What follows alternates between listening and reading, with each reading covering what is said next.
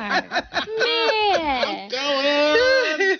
Callers, tonight we're going to be talking about credit tonight, but we got a little twist to it. We're going to be talking about relationships and marriages when it comes to credit. If you're interested in our conversation, please give us a call at 239-5733. Again, the number is 239-5733. Al, how are you enjoying this weather? I am loving it. Yeah, it's nice today. You see, I didn't put on my shorts. Hey! Oh, man. Paul don't have on his shorts today. You just made me think about it.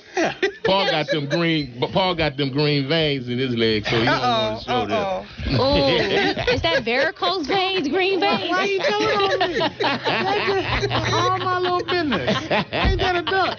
Well, you'll tell it anyways. How you doing, Paul? You know, I am always wonderful when I see your smile. Okay, I'm ready for it. I'm ready for it. Go work, Paul. I'm sorry. You know what? I do enjoy you a lot. I really do enjoy you. As a matter of fact, tonight, Paul is going to be joining us in the conversation. And I know the last time he was in our conversation, he was saying some off-the-wall things. So, whatever Paul says has nothing to do with the Center for Higher Educational Achievement.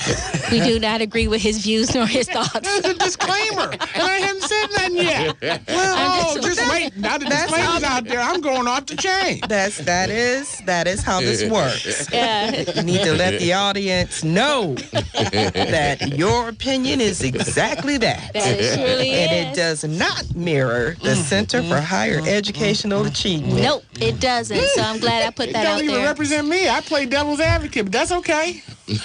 All right, we don't need you to have several different personalities here tonight. All righty. Let's get to our topic. We have Miss Cheryl Woodyard from Flagstar Bank that's with us. And Cheryl, as usual, thank you. You're welcome. You are so welcome. It is always good to be here.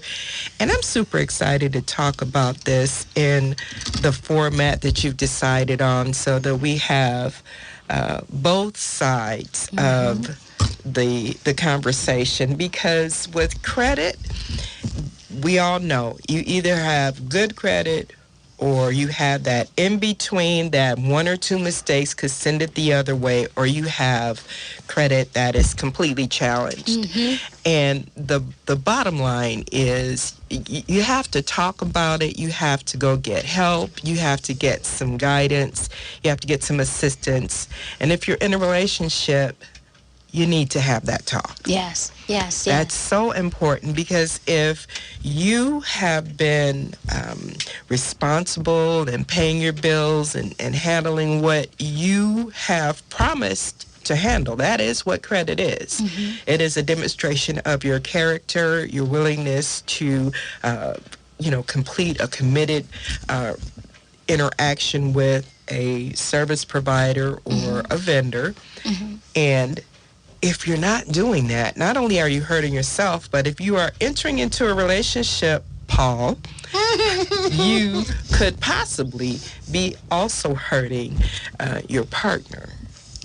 So with that being said, Paul, let us hear what you have to say about the credit talk. I do not want to seem like a credit expert, but I have had my variety of troubles. Okay.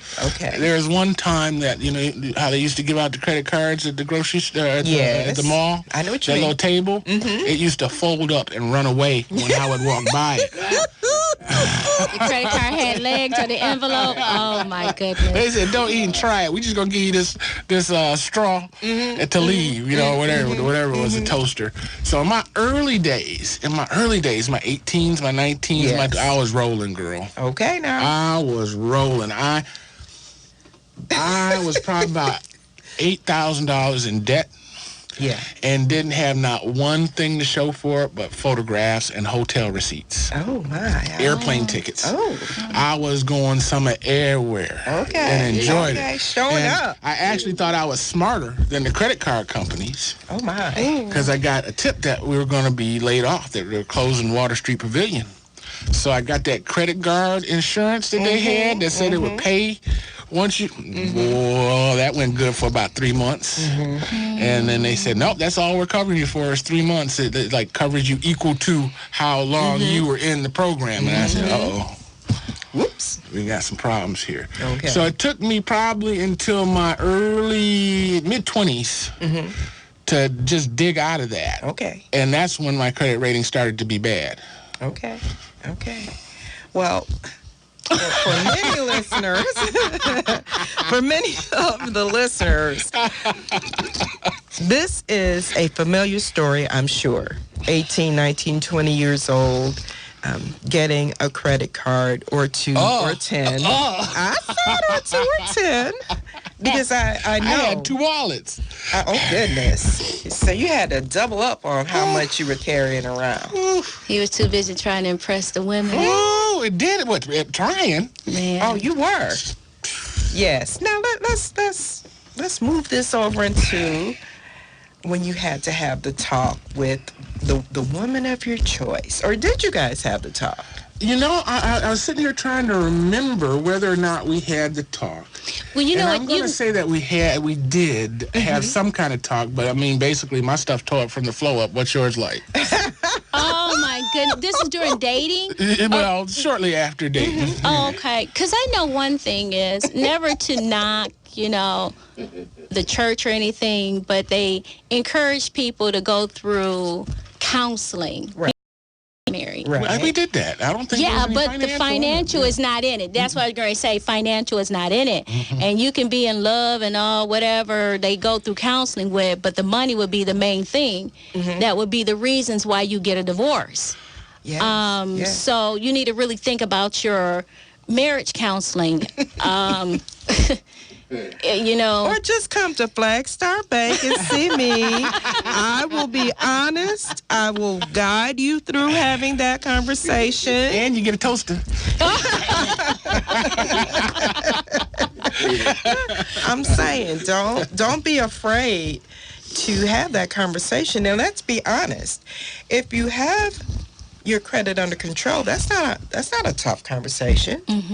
It isn't. But let me go back. How do you start that conversation out? Because money is something that's very... it's a touchy subject. It's a touchy subject. I know that. I'm in love, and that's who I want to spend my life with. I'm not looking down the road. I'm just feeling the vibes right now. So how do you have that conversation? Hey, babe, how is your credit? And that they're telling the truth. Okay, so again, that goes to one of the qualifiers for credit. One of the things that creditors look at, your character. Or if I ask you this question, are you going to tell me the truth? I'm this person you're saying that you care for. We're going to build this life together. So if you kind of fudge it a little bit, or you downplay where you really are, in my book, that's not honest. So we may need to dial that relationship back.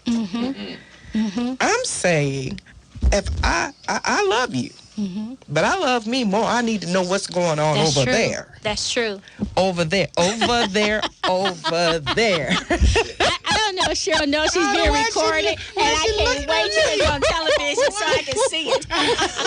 I don't know why she's looking at me. Well, you ain't 100% honest in a relationship. When your man asked you how many partners you had before him, what'd you tell him? But that's a whole different subject.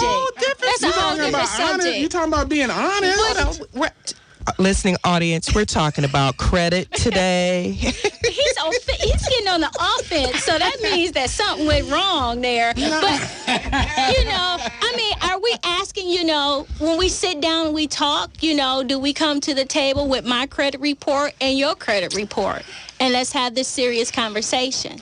I would have never questioned anything she said. If I asked her about her credit and she said I didn't know, I'd believe she didn't know. If I asked her about her credit and said it was bad, I would believe it was bad. If I asked her about her credit and she said it was good, we were going to buy some stuff. Oh, okay. Yay. I landed a good one. We going somewhere. All right, so now you're married. Yes. And you find out that your partner has horrible credit. And not only is the credit shot, is in a lot of debt and you have assumed that debt, what happens to that partner who had good credit? What happens to their credit? Okay, so the credit that you are bringing in is still yours. The only way that I would get caught in the assumption of any portion of your debt is depending on what that debt is. So for let's say student loans. Student loans, okay. Uncle Sam is going to get his. And if you file together, that's when you would be impacted. Okay. Unfortunately, for a lot of people, you take advantage of, putting off the payments, after a while, maybe you forgot about it, you slipped up, and now it is beyond being able to get into another payment program. Now Uncle Sam's just coming to get it, period. So that's something to talk about. I know that another way that you can be impacted is through child support issues. That's a big one. That is a big one. So understanding and having that honest talk is serious. And I feel, again, like it's not a bad thing. If you approach it with respect and say, hey, listen, I think we should sit down and talk this through. No judgment. I'm still your girl. Let's have this talk. And really take a look at how can I help you or how can you help me dig out of this debt? If we are truly in it together, let's go hard and make things right. And it can work out. It can work to your advantage. Now, for the folks who... I saw that. I saw that giggle. I saw it. For the folks who you told me about one thing that was going on, and I understood that part, and then on the back end, I get hit with something else. Well, that's going to be a problem. Because, again, you were almost honest. Paul. Yes. Paul became Saul. I'm saying... if you're going to have the talk, have it. It doesn't need to be a long talk, but it does need to be honest. And it's too easy to get your free annual credit report. Bring it. Boom, here it is. You know what? In my youth, I was $8,000 in debt. I did what I could to try to dig it out. Now things have been charged off. Now I've got liens. Here it is. Okay, so I'm going to talk in two parts. So I can be held accountable for my partner's debt that was owed before we got married. If you are filing. If it's a federal debt, right? If it's a federal debt. It's not It's the credit federal card, debt. not his credit cards or anything, just So federal. not the credit card. Not the credit card. Okay. Unless You co-signed. you said, okay, we're going to be on here together. I'm going to help you out. The minute you do that, that $9,000 debt is now a shared $9,000 debt. And yes, it will impact you. Okay. However, the same thing that we talked about not long ago about credit is if you call the creditor and say, look, I can afford $25 a month. They're not going to say, no, we won't take it. However, don't play with fire. If they agree to let you pay $25 a month on a $9,000 debt, then don't miss the $25 payment. That's true. And the stranglehold of creditors coming after you is no joke. Oh, So is child support considered a federal debt? It becomes federal when you get so far behind that now it is leaning over into your taxes being taken, your driver's license being lost. That's a governmental issued ID. Yeah, it can get bad. Wow. It can get really bad. Next week we have Legal Services of Eastern Michigan that is coming, and I had the option of two topics. One was abuse, male and female, domestic violence. And I had the choice about paternity. Well, I chose paternity. and we're going to be talking about a lot of those issues. You're more than welcome to come too. And from the financial standpoint of, I would say for men who didn't know they had a child, and years later, they find out they have a kid. What do you know? What do you know? Paul, we know. Child support is a conversation, and being automatically in arrearage, how that's going to affect his new life, that he didn't even know that there was an old life of a child that was back there. So please, I'd like for you to be a guest on there. And we won't have Paul sitting, because that's going to be a serious conversation. Paul. I do not deserve this reputation that you guys are trying to bestow on me. Absolutely not. I'm a very thoughtful, kind, and considered individual. We know that. Oh, we know that. Didn't he? Because his nose was growing too long and his glasses was crooked. Did you say Pinocchio or Paul? Wait a minute. Oh, see, this is 3 against 1. Al, come on, join my team, baby. Are you? Yeah, googly my dog. I feel lonely. Right. That was funny. I guess that trumps bros, huh? Let's say that if I decide to divorce my husband because of all this financial stuff. But before, let me go back. Can I file a bankruptcy? Of course you can. And get out from under not just my debt, but his debt as well? That's going to depend. Compounded. Okay. If you were part of it compounding. Yeah.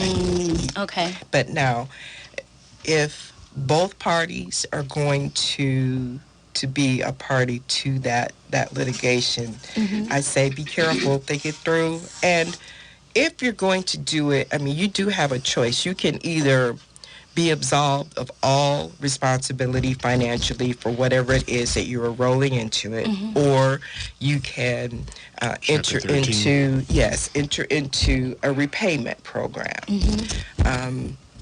And let's face it, most people say, I just want to walk away, I just want to wash my hands and go. And don't forget, bankruptcy is a restructuring of debt. Yes. So the stigma should really be gone. I don't understand. Al, looked like you wanted to chime in on this. I wanted to ask the question on this. Okay, now, wouldn't that have to be if you wanted to get out of the debt with your better half, with your partner, your partner, okay? And wouldn't that have to go to court with that? Of course. Yeah, absolutely. Yeah, there are attorneys involved, fees involved. Yeah, there's no you just get to walk away with your half. Okay. No, okay. Yeah. This is together. Okay. I watched my friends go through a bankruptcy. And I was amazed. As soon as they came out of the bankruptcy, within 2 weeks, they were sent credit cards and everything again. Oh, yeah. Wiped out like $80,000 worth of debt. And I looked at them and said, that was for you. It ain't going to happen like that for me. Because it made it look almost lucrative. You know, like you could just rack up, a big debt as far as they let you go and then go bankrupt and then walk away. Yeah. I think they said you can keep your car and your house, but everything else that you own has to be liquidated. Yes. Wow. However, would you want to really go that route on purpose? Girl, I'm ready to go to debtor's prison. Okay. I would rather go spend 6 months in jail than pay them the money. Yeah. Okay. Well, I don't understand that when you accrue the debt. So it's like you take my money, I give you money, you take it, and you don't want to give it back, but you rather go sit in jail, but somebody's still paying for you to be in jail. It's called tax dollars. This is true. This is definitely true. Huh? No, well, I do, and that's why I haven't done it. I hear you. Okay, I do, and I haven't done it, but it seemed like it's a loophole. Paul, for a lot of our women. Didn't I tell you we had a disclaimer? It's always say a wise man do first what a non-wise person. I would say a fool do last. Right? So you got to be wise in that behalf, man. Well, yeah, I understand that, but I mean, I saw it work for this one guy. Okay, and I can't believe that it did. So let's define work, because work as you've just described it would be devastation for me. I would be off my game forever if I allowed myself, and let's be honest, you let yourself get to a point where the debt far exceeds your income. You had control every step of the way, which is why I say there are going to be some things I'm not going to have in this life because I don't want to not be able to enjoy myself. This man went bankrupt on Tuesday. The next Monday, he had another company and was rolling again. Okay. Yeah. Well, he just reset the button in order to do better the next time, or to get back into the same jam. In his mind, he was struggling to be an inventor, an entrepreneur, and everything he did up to that point was by any means necessary. He went to business and then management. He found out that, by any means necessary had him $60,000, $70,000 in debt, shut it down, and opened up another one, the next week. That story sounds familiar. It's not, I didn't do it. It wasn't me. No. And it's not Paul. It's not Paul. And it may not be the same business person, but I did hear that. Took a business loan out, didn't do well, filed bankruptcy. Walked away with $1.2 million. Wow. I don't know if we're talking about the same person, but I can think of 3 incidents right here in Flint. Well, the one thing I will say is being Black Americans, a lot of the tricks, we're not abreast to it for the simple reason is we've been conditioned to handle debt. Well, what this is just borrowing. They use the banks or whatever, the institution's money. Yeah. And then file bankruptcy on that money, but they still had that money, and reopen up the business with the money they already had, so they don't have to pay back that bank loan. But see, like that's bad credit. That's bad credit because that right there's running game. Okay. Now, the smart thing would be done: you borrow the money from the people. And the same money that he borrowed from the people, paid them back on the same money that he already got.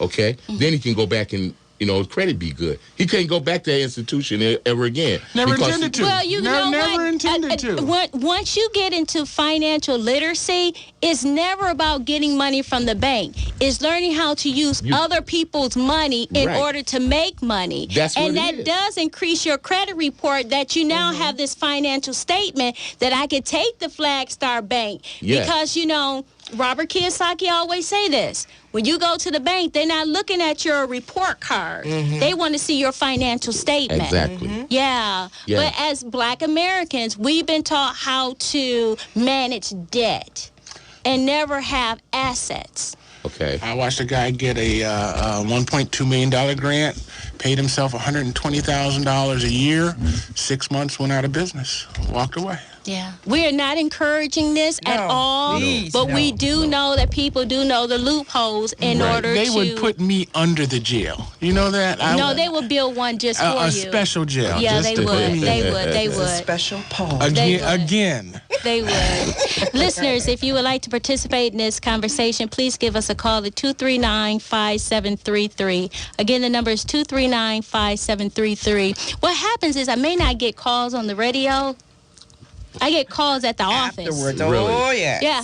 Oh, yeah. Wow. It calls at the office, and I'll be like, well, that person is not here, but I can give you that number, or let me see what I can do. You're out on the internet. You're in the world. People in Hong Kong are watching you now. That I do know. Yeah. So I'm very excited about this. Did I tell you what happened to me? I was at a banquet last year. There was somebody who got a little arrogant. And I walked into the banquet, and this man looked at me. And, I'm like thinking, he must notice me. So, of course, I didn't know who he was. So, a lady came over to me and said, that guy over there wants to take a picture with you. I'm like, oh, wow, he seen me on television. I'm famous. After the banquet, the photographer comes over and she brings this guy with me. And I said, so have you seen me on television? You watched my show? He said, no. I said, well, do you know who I am? He said, no, I just think you're pretty. I want to take a picture. Nice. I'm like, he crushed me Take he it crushed run. me so much. He crushed me so bad.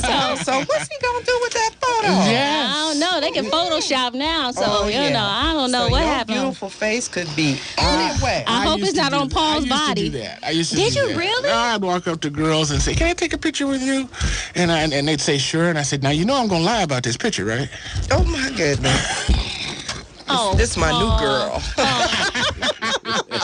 Let's get back on track here. Oh my gosh, Paul. Let's talk about young couples who are dating.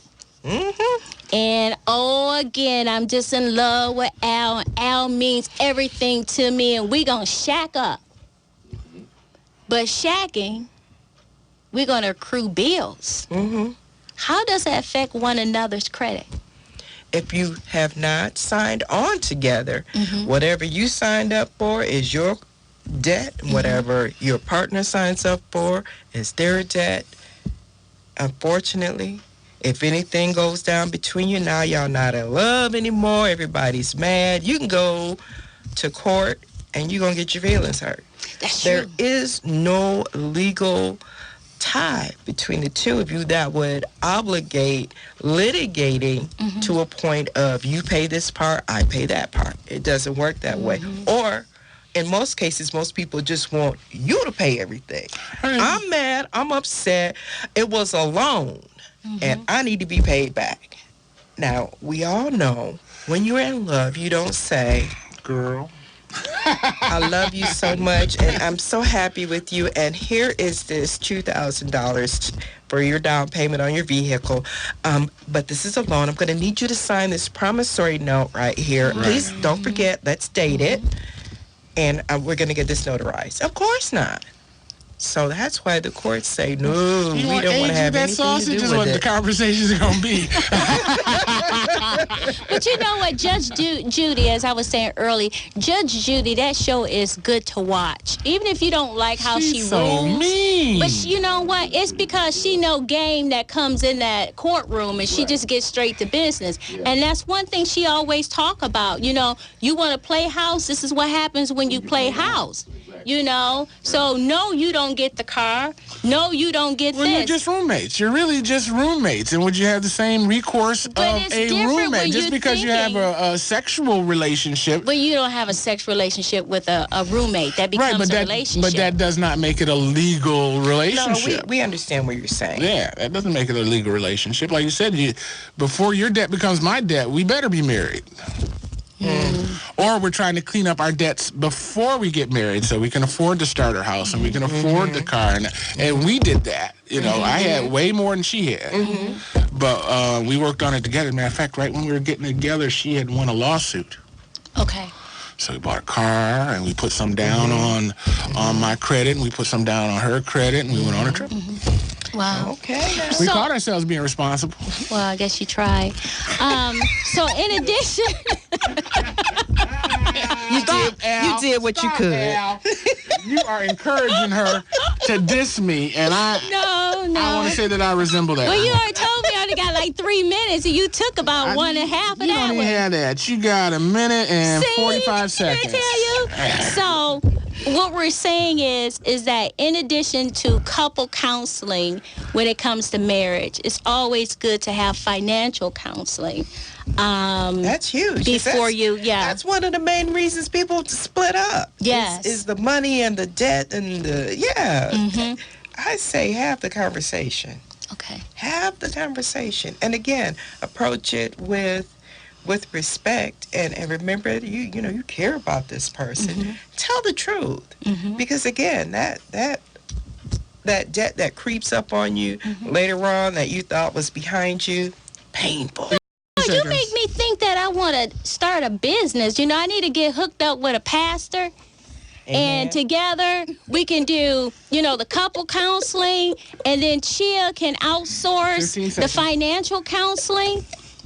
That sounds good. I'm always looking for an avenue. I need to write. I think that's good. That's going to be our side hustle. That's going to be our side hustle. But that's going to save a lot of couples some 5 heartache. seconds. You count me down. No, I'm just telling you, you got 5 seconds. Oh, you so rude. That's a countdown, buddy. Paul.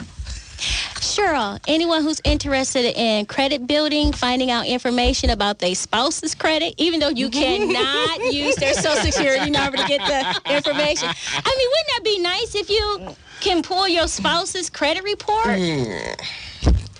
I'm not doing that. No, she won't do that. So please give us the phone number for Flagstar Bank. Flagstar Bank is located at 6200 South Saginaw in Grand Blanc, and the phone number is 810-695-0159. I'm Cheryl. Please call me. I'm looking to help you out.